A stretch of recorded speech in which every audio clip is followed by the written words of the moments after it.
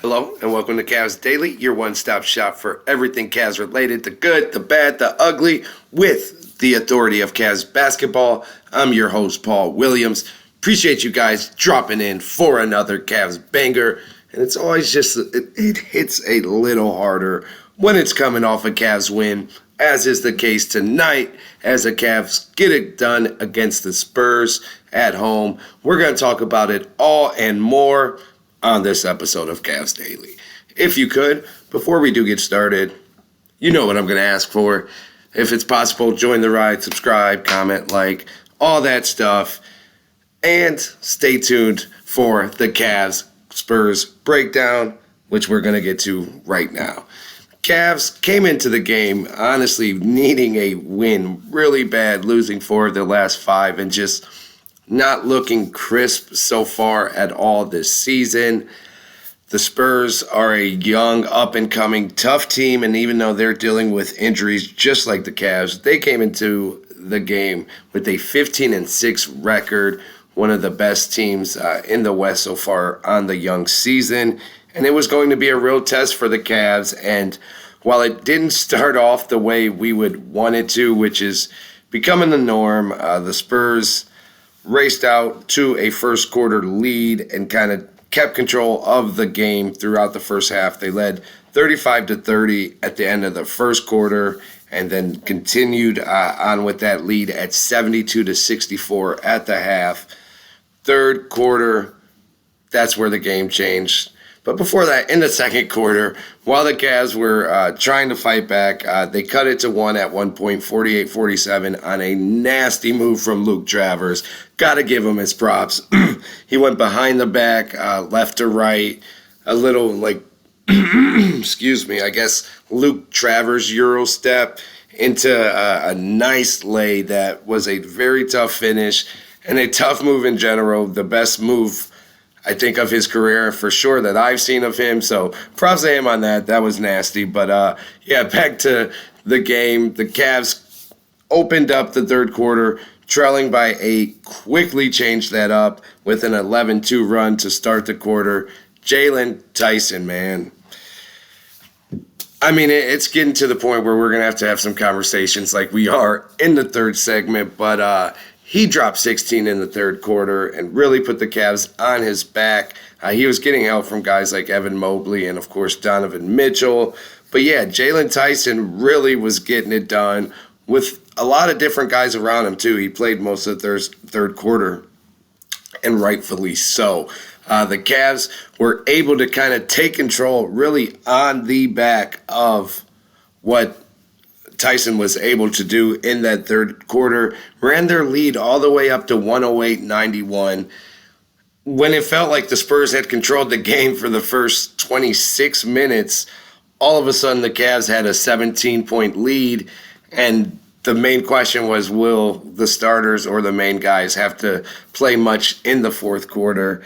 And, I mean, they did, but I guess they really didn't absolutely have to. The Cavs were able to maintain a double-digit lead the remainder of the fourth quarter, bouncing anywhere from 13 points to 19, 18-point lead for the Cavs. And there was a couple beautiful plays made tonight in the fourth quarter, and from Donovan Mitchell in general, facilitating-wise. He had a few dimes to Evan Mobley in the fourth quarter and hit a cutting Naquan Tomlin, who had a great game himself with 13 points as he started in place of, I guess, Darius Garland you pick him, one of the other guys that are out, Max Strus. But Tomlin found the baseline. Donovan, he was driving from front court right above the free throw line, got to the elbow, no look to Tomlin, who reversed it home. And then later on, Lonzo Ball with a great hustle play, lazy pass from San Antonio. I think it was Keldon Johnson. Lonzo Ball was able to get his hand on it. It almost got tipped out of bounds, but he saved it behind his back to Donovan Mitchell, who does what Donovan Mitchell does, kind of bulldoze to the rack, but with finesse, 1-2 step into the finger roll. And the Cavs just they look good tonight, even when they were kind of down early in the game. They still, you could tell that they were going to be right there and that they were probably going to find a way to win this game, especially offensively. A lot of just great activity on that end with some of the guys we had out there tonight. They really showed up and showed out when we needed them.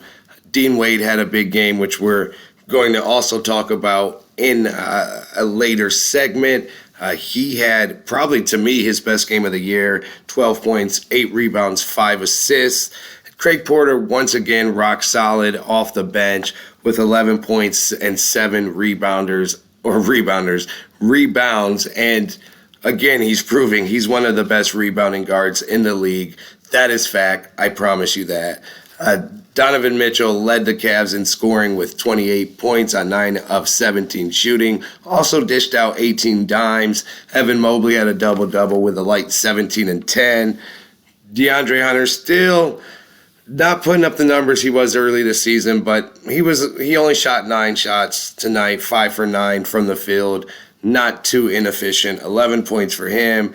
Jalen Tyson, 24 points, 6 rebounds, and 2 assists on just another fantastic night for the second-year player who is looking more and more like a long-term staple of this Cavs team. He also had 2 rebounds and just his normal hustle plays that do change games. The keys to this game for the Cavs overall were the things we talk about every freaking time we lose: rebounding.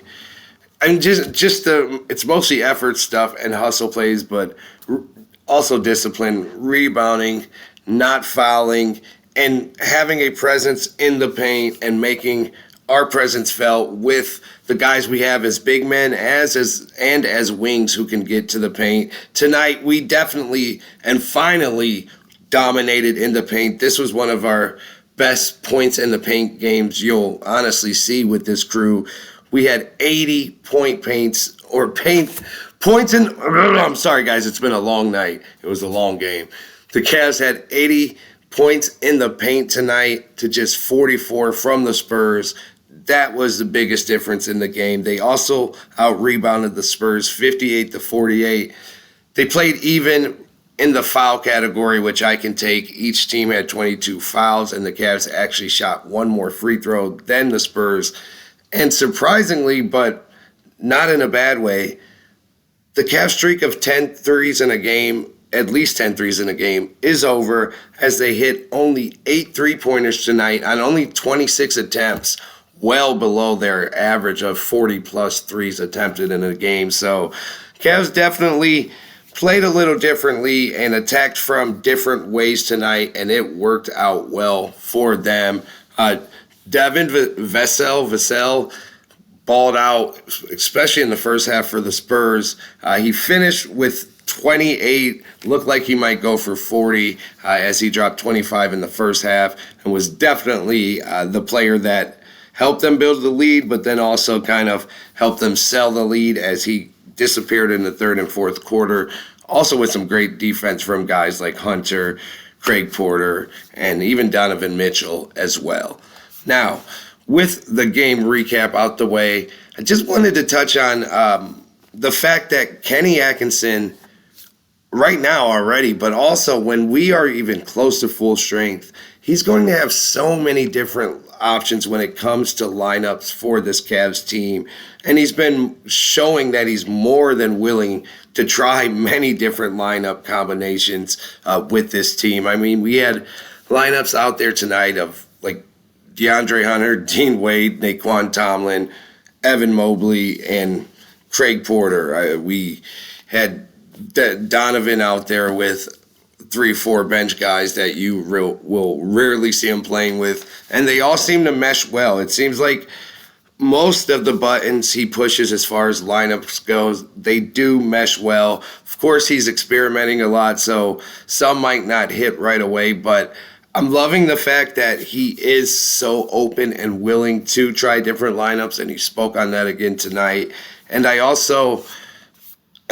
look at our roster and look at what these guys have been doing so far this year, and it really gets me excited to see what some of these lineups and combos can produce. I mean, when we have Garland back at full strength and Allen back at full strength and Struth back at full strength, Larry Nance, if he even can break the rotation at this point, the Cavs are going to be able to give so many different looks, especially with Tyson really breaking out. I mean, you throw him in a lineup with Darius Donovan, DeAndre, and Evan Mobley, and that's a scary lineup to close games. You could take Darius out and insert Max Strus in there, or if you want to go for more size, Naquan Tomlin or D Wade or even Jared Allen. I mean, there's going to be so many different ways that the Cavs could go as far as lineups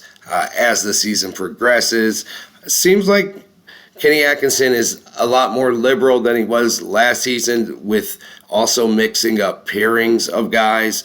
It seemed like he locked in and having either like Donovan and Evan always going in and out at the same time and playing basically the same exact minutes. That has been broken up a little bit more this season so far.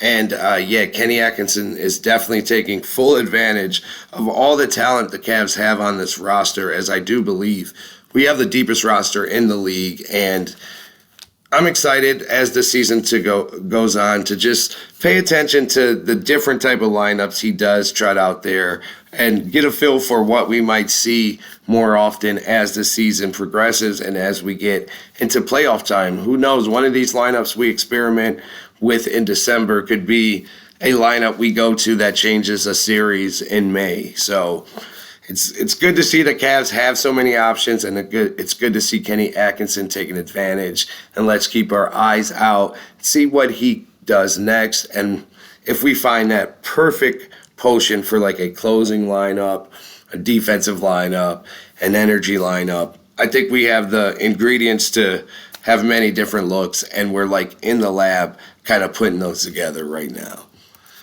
Now, a guy that's going to be a huge part of a lot of those lineups and a lot of those ingredients is Jalen Tyson. I mean, I know we've talked about him a lot lately on the show, but he's forcing us to, and that's what breakout players do. They force you to talk about them, even when it seems like their time should be up in the sun, even if they had any at all, which he has definitely earned every minute that he has had, kind of getting his just due from anyone in the media. And it's getting to the point where, I don't know, I'm really questioning, like, even with everyone healthy, because right now Tyson is definitely a top 3 player on the Cavs, but with everyone healthy, set Donovan and Evan aside, they're 1 and 2, and even Darius, we'll give him 3 still for now. In the big picture, is Jalen Tyson the 4th best Cav,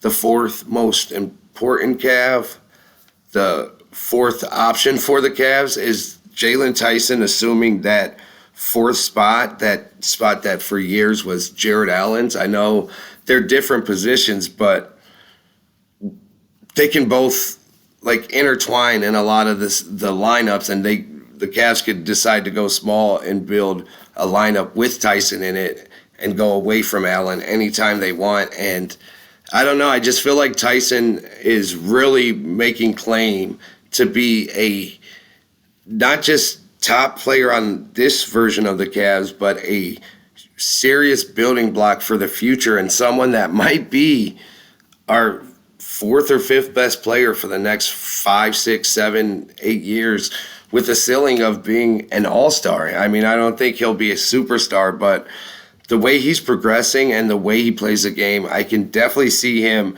continuing to progress to the point where he's a couple-time all-star. Hopefully he stays with the Cavs and in a championship-winning type of organization that seems to have the pieces and the willingness to go after winning championships. He has no reason to leave the situation, and we have him locked up for a while. But I don't know if he'd be able to reach his full 100% potential because of all the talent we have around him on this team and what it looks like we'll have for the near future. But I don't know. Things change fast. And if you play as well as he's playing and continue to do it, you're going to have a role and get your shine and become a star regardless. And Tyson is seriously like, he's on that road right now. And if he continues to put together consistent play like this, even if it's not 24 points, if it's 16 points, 15 points with 6, 7 rebounds, 3 assists, a steal, a block, and just his great energy, great second chance opportunities that he creates, that's still star qualities. And I'm not saying he's a star yet, but I am saying he is seriously knocking on the door of being the Cavs' 4th best and most important player. And yeah, that sounded like something that would be laughable even a month and a half ago, but now I think it might be either facts or very close to becoming facts. Let me know what you guys think on that. I am very curious. And to wrap up today's episode, just got to give a little more love to the others who really did show out tonight. Guys like Dean Wade, Naquan Tomlin, and Craig Porter Jr., they all contributed big in their own way. They all scored in double digits, which is huge to have those 3 guys all score in double digits in the same game. Dean Wade had 8 rebounds. Porter had 7. And it seems like for the most part, well, at least 2 of the 3 have a big impact pretty much every time they get the opportunity. And they continue to just bring all the intangibles that the Cavs need now and will need going forward, as these guys maybe don't get as much playing time when we're fully healthy, but will still be in the game at certain times and will still be called upon when you least expect it, and will need them to be ready. And I think Coach Atkinson and the fans and their teammates will all have a lot more confidence in them because of the way they've been playing so far this season. I mean, Dean Wade, this was by far his best game, and he hasn't been, I don't think, as consistently impactful as Craig Porter when he gets his chances, and honestly, Tomlin lately either. But still, he hasn't been bad, and games like tonight remind us why he does have some value around the league, and the Cavs have loved him for a very long time. And also with guys like Tomlin and Wade and CPJ stepping up and having big games for us and helping and showing that they can assume big roles on a competitive team, that also ups their trade value, which, I mean, I'm not saying I want to trade any of them, but never hurts for your assets to improve their worth in the eyes of potential suitors. So anytime they have good games, that's a good thing, more than just for that particular game. It goes much deeper than that. And yeah, these guys are adding value to themselves pretty much game in and game out. And I'm excited to see where it will take us. And it just validates the fact that we are the deepest team in the league. Maybe we can't show it night in and night out right now because of all the injuries, but when we're full and we're whole, we're the deepest team in the league. I mean, I look at even like the Spurs team. They're a really good, young, exciting up-and-coming team. But when you just go roster for roster, they can't hang with us, and there's not many teams that can. We're built so well, and we just need like a little luck on our side and health on our side, and we will show that. But yeah, Dean Wade, Naquan Tomlin, and Craig Porter Jr., great games to you guys tonight, and also great job defensively as well. While Vessel did have a big game stats-wise, and his first half was amazing, you guys did help shut him down, and you controlled De'Aaron Fox. He still got off a little bit as well, but every time I see you guys get matched up with a score from the other team, you always hold your own, you always make it tough, and that adds value as well. So keep it up, guys, whether it's to get yourselves traded later on or to help us win a championship later on. We need it, and the Cavs will need it going forward. And I'll need you guys to come back and tune in tomorrow when I drop another banger Till then, I'm out. Have a great night. Appreciate you all.